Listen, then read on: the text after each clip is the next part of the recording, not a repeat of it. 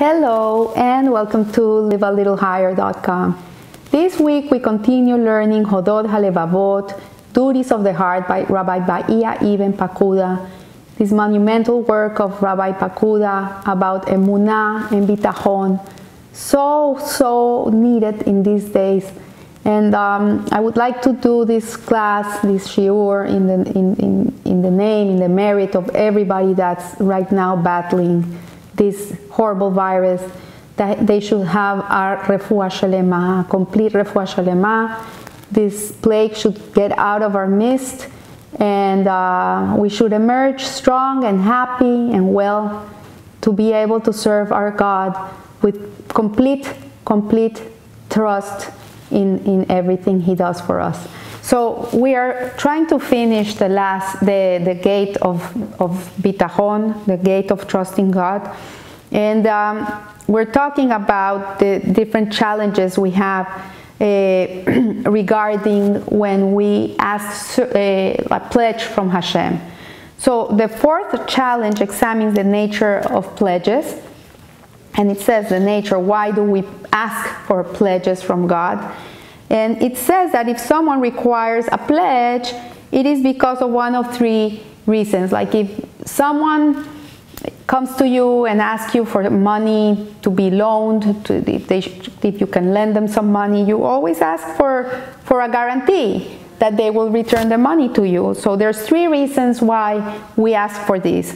The first is that the borrower may be unable to repay the debt, that we think this person maybe will never be able to get back on their feet and they can never come and pay you back.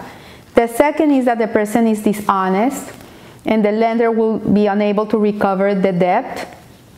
And the third is that the person may die and then the lender will be unable to recover his money.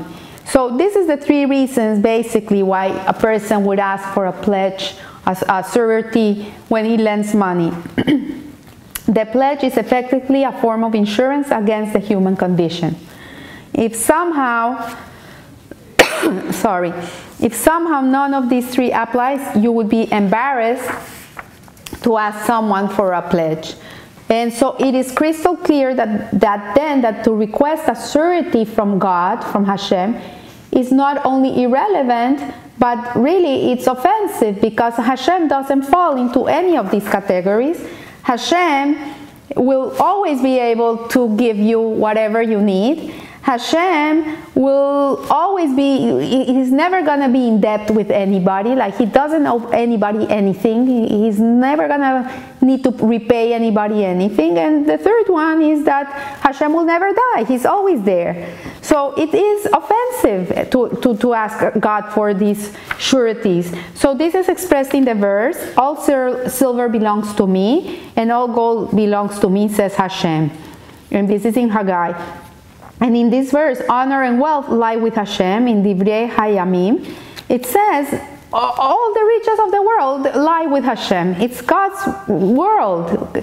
Anything we have in this world really is He lended it to us. So the fifth objection addresses the psychological benefits of securing a pledge. So if someone offers you a surety, then you feel secure and free from worry.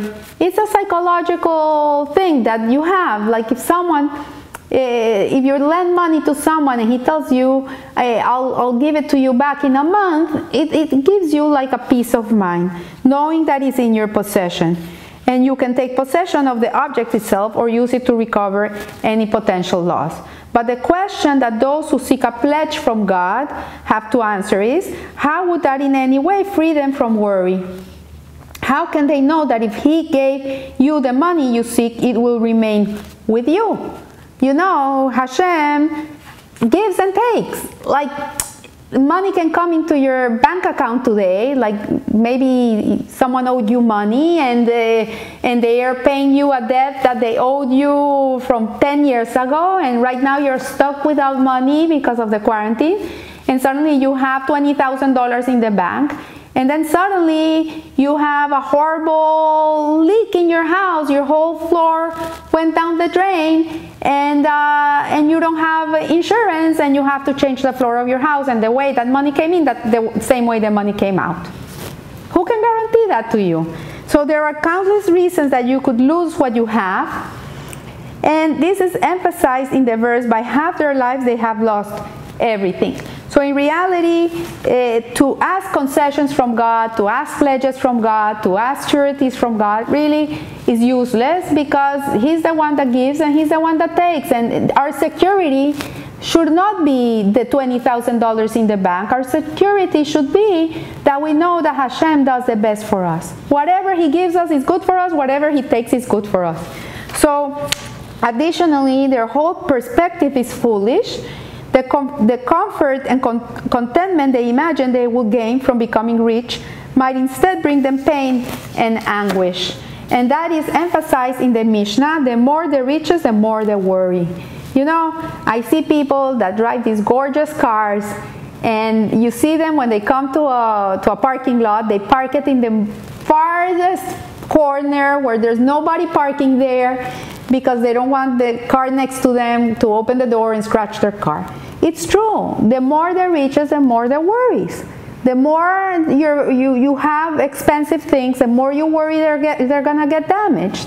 So the sixth question to pose is, if you know for certain that the person from who you thought to take a surety would repay the loan ahead of the set date, and additionally, if you know that out of the goodness of his heart, he would give back much more than the original amount.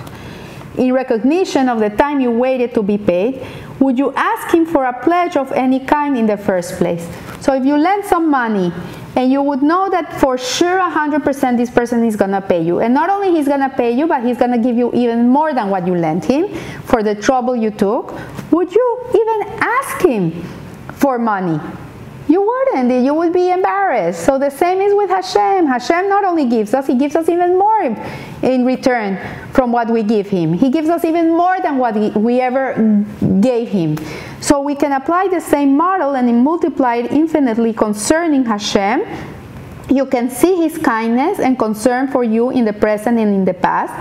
He's faithful to reward those who do mitzvahs as they relate to others and as they relate to Hashem Himself. The reward lies beyond our ability to envisage and certainly put it into words. And he says here, imagine a bucket of water that can hold 1 gallon of water. Now connect a hose to the Atlantic and begin to pump the water into pump the vast amount of water from the ocean into the bucket. And it wouldn't be able to contain all the water from the ocean. It would overflow. So a human mind is finite. Our intellect is not infinite, it's finite. And the reward for a mitzvah is infinite. So imagine, you have a certain finite capacity of understanding, but the reward that Hashem is going to give you is something that you cannot contain. And that is why it lies beyond our ability to envisage or put it into words. And this fact is expressed in the verse, no one has ever seen a God except you. Do what you have done for those who look to you.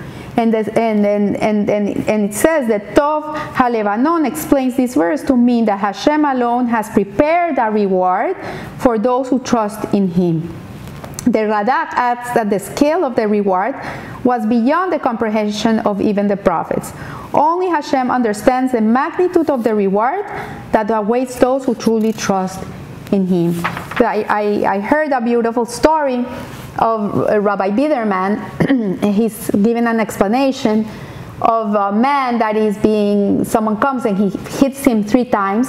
And he's like, ouch, ouch, ouch. And he says, what would you say if every time I hit you, I would give you $1,000? So he said, well, 3 times, $3,000, hit me. I don't mind, hit me. And he hits him 3 times and gives him $3,000. And he says, and what would you say if every time I hit you, I would give you $100,000? So the guy said, please hit me, hit me, hit me. So he hits him 3 times and he gives him $300,000. And the guy says, and what would you say if I hit you so hard, but I'm going to give you $1 million for each time I hit you? The guy says, I don't care. Hit me how many times you want. I'm here. Give me the $3 million. So with Hashem, it's the same thing. We feel these blows in life, but at the end, they have reward. The thing is that He doesn't tell us, you're going to get this reward. We have no idea what the reward is going to be. Sometimes it's our health, sometimes it's protection, sometimes we never know what it's gonna be. But at the end of the day, if we live with complete trust in Hashem, and we know that everything we do, everything has the reward, then we wouldn't feel that life is so strict on us. We would take it. We would be happy. You know, there's a story to finish off of, I think it was the wife of the Hafetz Haim, but I can be wrong. And she and a friend used to go and raise money for brides, for brides that couldn't pay their weddings. And one day, her and her friend are going to the house of a very rich man to raise some funds for a bride. And when they're almost getting to the house, they see that the rich man gets in his car and he drives off. And these two women start running and running and running after the car till they collapse in the street, and they never were able to come to the man. Many years later, these two women are getting older, and the wife of the Hafetz Haim tells the friend, you know, we're not getting any younger. I know that one day one of us is not gonna be here. Let's make a pact.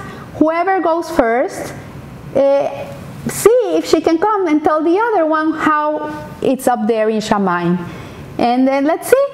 So one day the other friend passed away, and like 2 years later she comes to her friend in the dream, and she says to her, remember that we make this pact that if one of us comes here first, we'll come to the other and tell her something about Shamayim. I was able to convince them that I can come and tell you something about Shamayim. So she says, yes, what? Tell me. He says, you remember that day that we went to raise monies for the bride? And the rich man drove away, and we ran till we collapsed in the street? She says, yes, I remember. She says, even that is counted. Even that has reward. So, my friends, don't be discouraged. Every little good thing you do has a price. Hashem is the biggest accountant. He has everything written down. He doesn't miss a beat. And even if you're not able to fulfill what you want to fulfill, but you do put an effort into it, even that is rewarded. So I bless you with a holy week, with a beautiful week, with a healthy week, and remember, live a little higher. Thank you.